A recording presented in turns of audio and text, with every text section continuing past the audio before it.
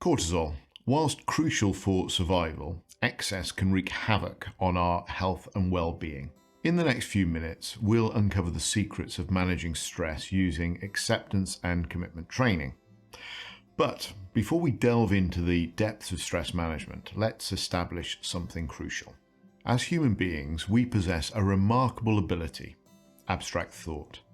This cognitive power, which gave rise to language, influences how we perceive and respond to stressors, often leading to a cycle of anxiety and cortisol production. If we do not respond to and appropriately deal with the anxiety-provoking thoughts and emotions, we may end up getting more of them in the future, a vicious cycle which can impact our long-term mental health and well-being.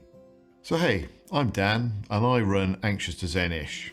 I've been through this journey myself and made it my mission to help people manage their mental health more effectively. With years of experience and a genuine passion for making a difference, I'm here to guide you. So, let's delve into the nitty-gritty of reducing stress with ACT. Imagine this: you're walking through the woods and suddenly you spot a predator. Your body kicks into gear, pumping out cortisol and other stress hormones to help you flee. This is the fear response. Once you've escaped, the fear response subsides and you move back into balance. But what if the threat never goes away? That's where our advanced human brain comes in.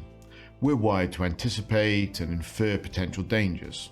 And if you're like me, your brain can anticipate and infer a whole heap of possibilities, even if they're highly unlikely.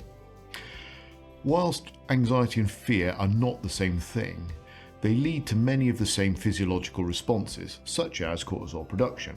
But anxiety works on the what-if premise.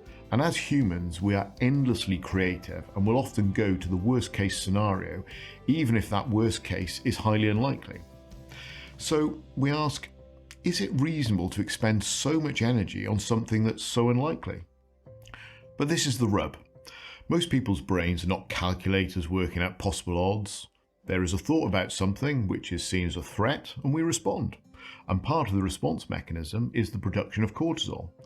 And that is not necessarily a bad thing. We need our stress hormones and the threat centers of our brain to survive. We wouldn't be here as a species without them. But when the threat center starts to run the show, we can be said to be living in chronic stress, which is awful for our health. So when caught up in a cycle of stress, how does this play out in our daily lives? Well, picture this scenario.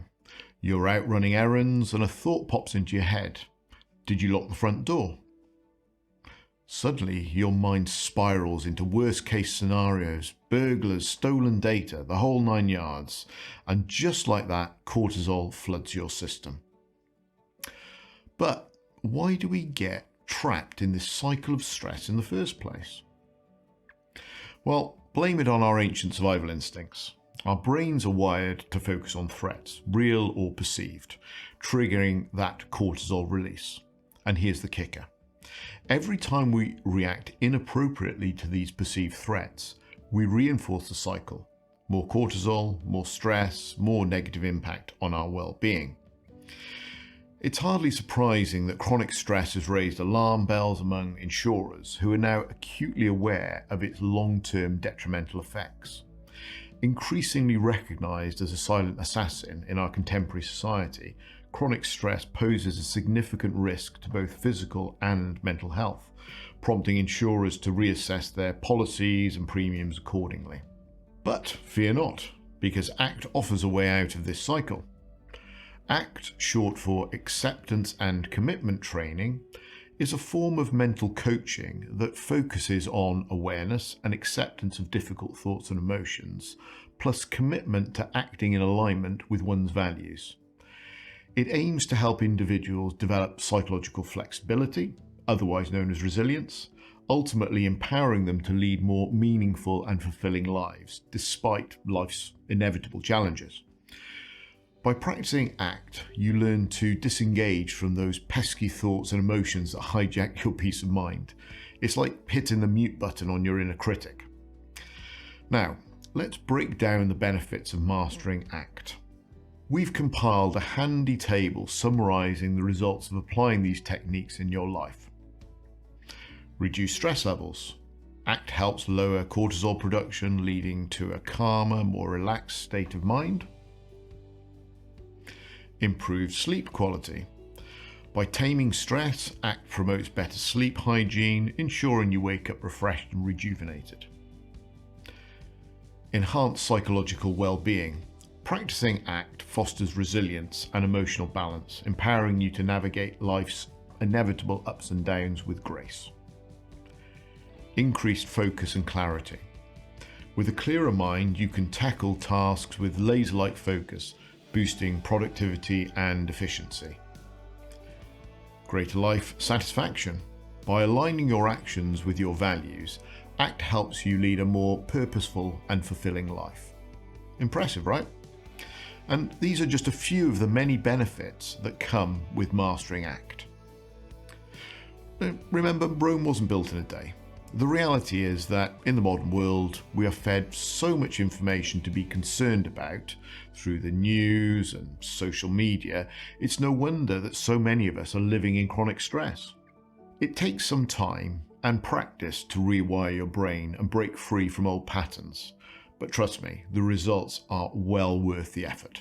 Now let's talk about a practical step that you can take to integrate these techniques into your daily routine. Practicing mindfulness techniques is a key component of ACT. This involves actively paying attention to the present moment without judgment.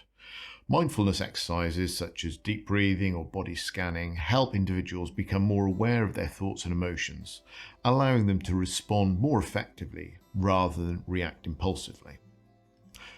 A common misconception about meditation is that we're supposed to clear our minds completely.